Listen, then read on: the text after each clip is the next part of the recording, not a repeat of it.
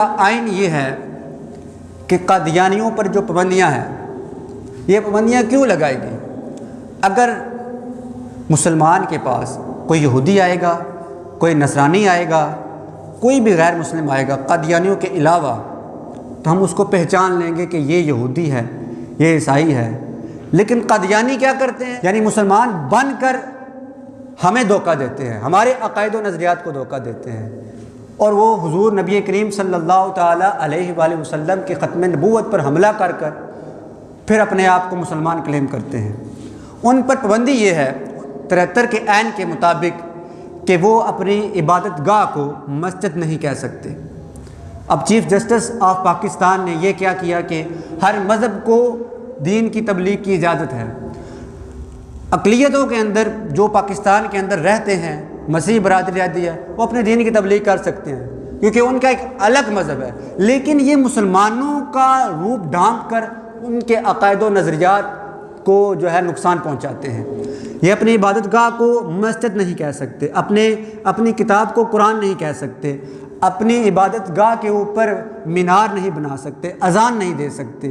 یہ ہے ان کے اوپر پابندیاں۔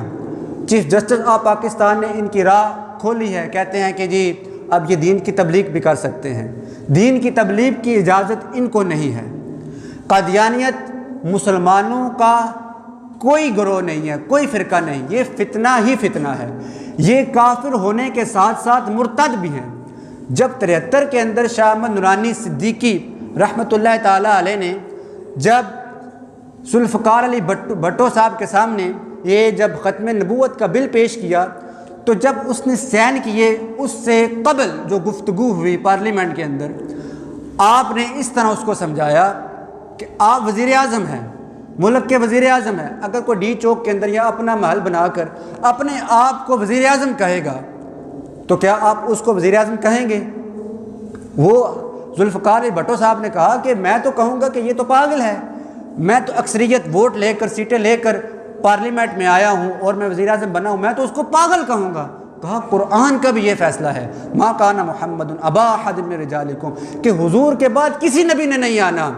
آپ تو ایک وزیر اعظم جو چھوٹی کرسی ہے، حضور نبی کریم نبوت کی وہ کرسی ہے جس کے بعد حضور نبی کریم صلی اللہ تعالی وسلم کے بعد کسی نبی نے نہیں آنا۔ یہ قرآن کا اٹل فیصلہ ہے۔ جو کوئی بھی حضور نبی کریم صلی اللہ تعالی علیہ وسلم کے ختم نبوت پر حملہ کرے گا، حضور کے بعد کسی نبی کو نبی مانے گا، وہ دار اسلام سے خارج ہے۔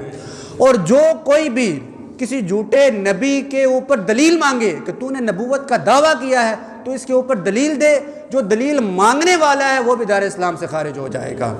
ہمیں چاہیے کہ ہم حضور نبی کریم صلی اللہ تعالی وسلم کے ختم نبوت کے اوپر جو ہے وہ پیرا دے۔ پیر میر علی شاہ صاحب رحمۃ اللہ تعالیٰ علیہ نے فرمایا تھا کہ جو کوئی بھی حضور نبی کریم صلی اللہ تعالیٰ علیہ وآلہ وسلم کے ختم نبوت پر پیرا دیتا ہے، اس کی پشت کے اوپر حضور نبی کریم صلی اللہ تعالیٰ علیہ وآلہ وسلم کا ہاتھ ہوتا ہے۔ حضور نے ارشاد فرمایا ان الرسالۃ والنبوۃ قد انقطعت، فرمایا میرے بعد رسالت ختم ہو گئی، میں آخری رسول ہوں اور میں آخری نبی ہوں، لا نبی آبادی، فرمایا میرے بعد کسی نبی نے نہیں آنا، جو کوئی بھی ہوگا جھوٹا نبی ہوگا۔ قادیانیت مسلمانوں کا کوئی فرقہ نہیں، یہ کافر ہونے کے ساتھ ساتھ مرتد بھی ہیں۔ تاجدار ختم نبوت زندہ باد، زندہ باد، تاجدار ختم نبوت زندہ باد، زندہ باد، تاجدار ختم نبوت زندہ باد۔